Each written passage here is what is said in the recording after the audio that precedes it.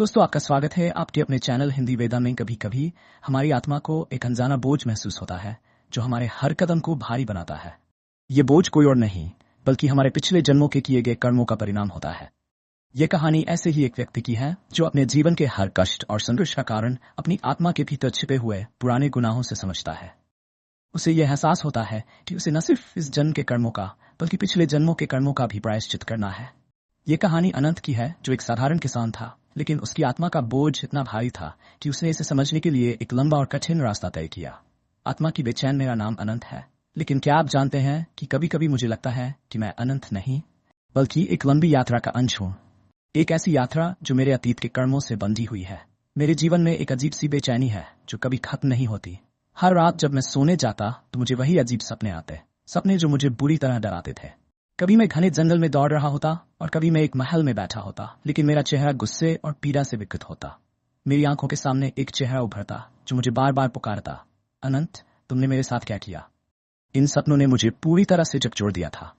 मैं नहीं समझ पा रहा था कि ये सपने क्यों आते हैं। हर दिन मुझे लगता कि मैं किसी पुराने गुनाह का शिकार हो रहा हूँ। फिर मैंने एक दिन सोचा कि शायद ये मेरी आत्मा का कोई पुराना बोझ है जो मुझे बार बार याद दिलाता है। साधु से मुलाकात वह एक ठंडी सुबह थी जब गांव में एक साधु बाबा आए। उनके चेहरे पर एक गहरी शांति थी और उनकी आंखों में एक अनकहा सा राज था। वह गांव के हर घर में गए, लेकिन जब उनकी नजर मुझ पर पड़ी तो उन्होंने मेरे पास आकर कहा, तुम्हारी आत्मा पर एक कर्ज है जो तुम्हारे पिछले जन्म से जुड़ा है। साधु बाबा की यह बात मेरे दिल को चीर कर निकल गई। मैंने उनसे पूछा, कौन सा कर्ज बाबा? मैं तो एक साधारण किसान हूँ, मैंने किसी का बुरा नहीं किया। उन्होंने कहा, तुम्हारे कर्म तुमसे पीछा नहीं छोड़ सकते। तुम्हारी बेचैनी और सपने यही संकेत दे रहे हैं। यदि तुम अपनी मुक्ति चाहते हो तो तुम्हें अपने पुराने कर्मों का प्रायश्चित करना होगा। मैंने साधु से पूछा कि यह कैसे किया जा सकता है। उन्होंने मुझसे कहा, तुम्हें खुद को और दूसरों को क्षमा करना होगा। यह आसान नहीं होगा, लेकिन यह तुम्हारी आत्मा को शांति देगा। उनकी बातों ने मुझे एक नई राह दिखाई। मैंने तय किया कि मैं अपनी जिंदगी को एक नई दिशा दूंगा ताकि मुझे अपनी आत्मा को शांति मिल सके। अतीत की छाया मैंने ध्यान लगाना शुरू किया, लेकिन यह सफर आसान नहीं था। पहले दिन से ही मुझे अपने अतीत की छाया महसूस होने लगी। एक दिन ध्यान में मुझे अपने पिछले जन्म का दृश्य दिखाया गया। मैंने देखा कि मैं एक राजा था और मेरा नाम वीरेंद्र था। महल में मुझे सब कुछ था, साम्राज्य, शक्ति और धन, लेकिन मेरे दिल में संतोष नहीं था। मैं अपनी शक्ति का उपयोग केवल अपनी इच्छाओं को पूरा करने के लिए करता था। मैंने देखा कि मैं एक गरीब महिला मालिनी से जबरदस्ती उसकी जमीन छीन रहा था। मालिनी की चीखें मेरे कानों में गूंज रही थीं, लेकिन मैंने उन पर ध्यान नहीं दिया। मेरे लिए तो बस अपनी शक्ति बढ़ाना महत्वपूर्ण था। लेकिन एक दिन मैंने देखा कि मालिनी ने अपनी जमीन और अपने परिवार की रक्षा करने के लिए महल को आग लगा दी। मैं उसमें जल गया। मरते समय उसने कहा, तुम्हारे कर्म तुम्हें फिर से मेरे सामने लाएंगे। ये शब्द मेरे कानों में गूंजते रहे। मुझे समझ में आया कि मेरे पुराने कर्मों ने मुझे इस जीवन में वापस भेजा था ताकि मैं अपना प्रायश्चित कर सकूं। अध्याय 4। प्रायश्चित की शुरुआत। मेरे भीतर एक आंतरिक बदलाव आ चुका था। मुझे एहसास हुआ कि यदि मैं अपने पुराने कर्मों का प्रायश्चित नहीं करता तो मेरी आत्मा को शांति नहीं मिलेगी।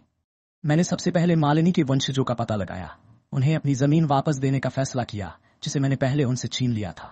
ये कदम मेरे लिए बेहद कठिन था, लेकिन मुझे ये करना था।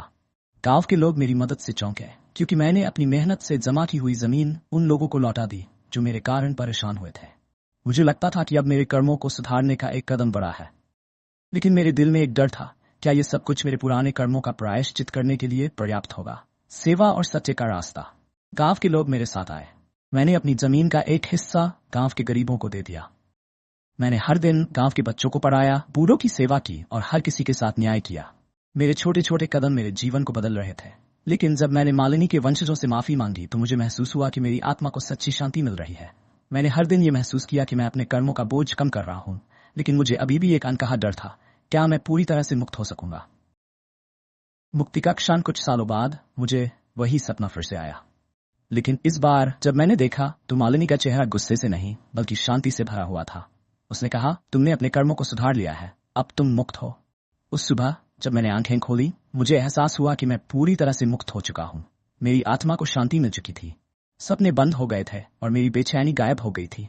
मैंने जाना कि कर्म का चक्र अनंत है, लेकिन इसे बदलने का एक तरीका है, प्रायश्चित, सत्य और सेवा। यही रास्ता हमें मुक्ति की ओर ले जाता है।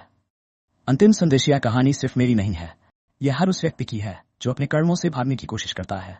हमें यह समझना होगा कि कर्म हमेशा हमारे पीछे होते हैं। उन्हें सुधारने के लिए साहस और सत्य का सामना करना जरूरी है।